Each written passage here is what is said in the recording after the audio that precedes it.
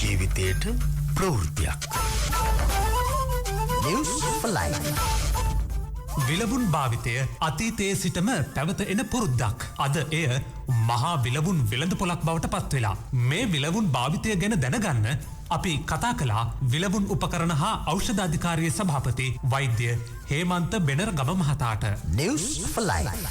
නිසි ප්‍රමිතියක් නැති විලවුන් වර්ග පාවිච්චි කළොත් විය හැකි හානි මොනවද? එහි අඩංගු ශරීර සෞඛ්‍යයට සුදුසු නැති රසායන ද්‍රව්‍ය අනුව නොයෙකුත් සුළු හානි පටන් ඉතාමත් විශාල ස්නායු පද්ධතිය වැනි ශරීර දගත්තාවයට බලපාන හානි ඇති වෙන්න පුළුවන්. වෙළඳ පොලේදී අනුමත විලවුන් හඳුනාගන්නේ කොහොමද?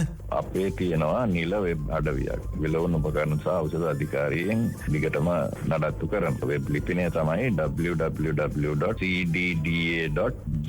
www.cdda.gov.lk.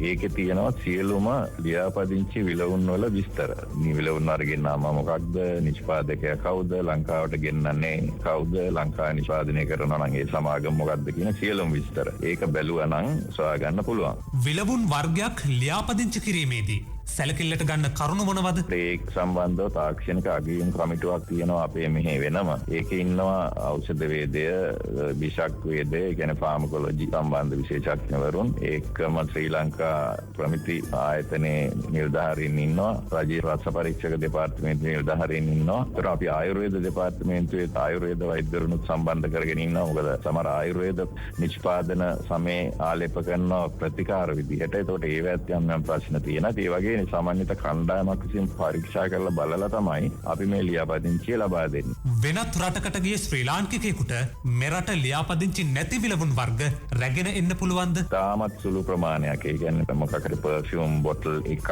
තෙවැනි එක්ක පුද්ගලයෙකුට භාවිතා කරන්නේ. ඒ වගේ තාම සුළු ප්‍රමාණයක් ගෙනහම අපි සමහර විට ඒ පුද්ගලික භාවිතය සඳහා කියලා එවැනි තාම සුළු ප්‍රමාණයක් රේගුවෙන් අපගෙන් විමසනවා මේක දෙන්නද කියලා. අපි ඒවා සාම්පල් බලලා සමහර විට ඒ පුද්ගලයා කියන දේ මේක මේ වෙළඳාම සඳහා නෙවෙයි කියලා අපිට ස්ථිර වශයෙන් තේරුනොත් අපි ඒක පුද්ගලික පාවිච්චිය සඳහා දෙන අවස්ථාවන් තියෙනවා. හැබැයි ඒවැදිත් ඒ සාම්පල් බලලා ඒවා සුදුසු නම් පමණයි අපි දෙන්නේ. වෙළඳ පොලෙන් හමු වෙන ප්‍රමිතියෙන් තොර විලවුන් ගැන පාරිභෝගිකයන් පැමිණිලි කළ යුත්තේ කාටද?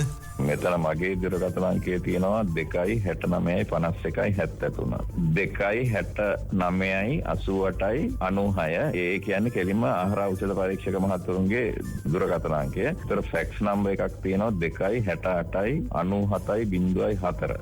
ලියාපදිංචි නොකළ විලවුන් වර්ග අලෙවි කරන්නන්ට ලබා දිය හැකි දඬුවම කුමක්ද? තෝගේ අත්අඩංගුවට අරගන්නවා. කොච්චර විශාල තෝගයක් වුණත් ඒක අපි ඊට පස්සේ උත්සාහයට ඉදිරිපත් කරනවා. එතකොට ඒ තෝගේ රාජ්‍ය සන්තකරණ එක අනිවාර්යයි. එතකොට අපි ඒක විනාශ කරනවා දානවා. විලවුන් උපකරණ සහ ඖෂධ පනත යටතේ ඒ දඬුවම් නියම කර හැකි ගරු අධිකරණයට ඒ වෙළඳාම් කරපු පුද්ගලයාට දඩ මුදලක් හෝ සිර දඬුවමක්. ජීවිතයට ප්‍රවෘත්තියක්. News for Life.